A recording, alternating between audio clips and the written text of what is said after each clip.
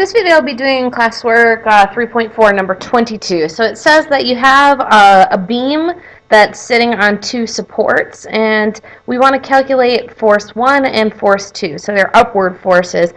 And in this case we actually have a beam that has some mass, okay? So one of the things that's important to know, let's just talk about the mass beam, or the beam that has a certain amount of mass, okay? So remember that the force for any object that is sitting like that and weight is going to be exerted at the center of the mass of the board.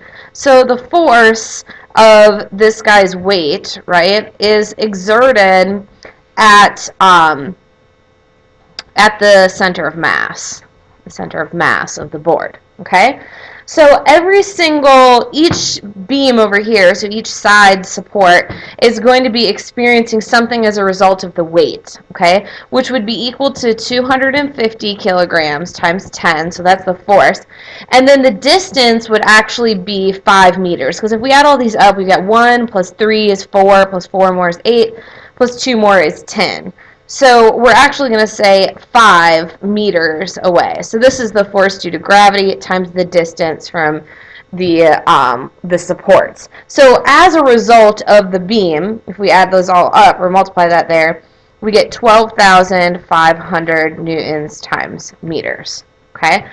Then we just need to put ourselves in the position of one of the forces and sort of add them all up. Okay? So force 1 is 10 meters away from its pivot point, right? And then that's going to have to be equivalent to all the other forces pushing back down in their relative distance from where force 1 is. So we've got 4,000 times 2, okay, so that's this one here. And then we're going to have plus 3,000 times 6, okay? And then plus the 2,000, which is then 9 meters away. And then again, we have to add in this, 12,500 to compensate for the board. Okay? So I just get, what is that? So we got 8,000, we've got 18,000, we've got another 18,000. Okay, so 18,000 times 2 plus 8,000 plus 12,500. Get that and divide it by 10. So the force over here, force 1, is going to be 5,650 newtons. Okay? Well, now we want to look at it in terms of the other side. Okay? So again, let me just flip this over so you can see. We're still going to have the 12,500 as a result of the board. Okay? But now we're going to be over here, and we know that force 2 is 10 meters away from its pivot point.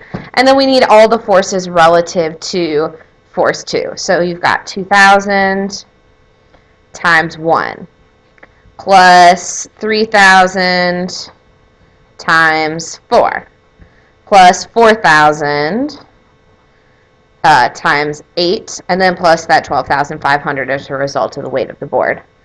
So 2,000 plus 12,000 gives you 14,000 plus, so what is that, 3,000 times 4 plus 2,000, oops, so 4,000 times 8 plus that 14,000 we had before, plus, I know, our 12,500, divide this by 10, and now we get, so as a result, at here we're going to have force 2 is going to be equal to 5,850 newtons.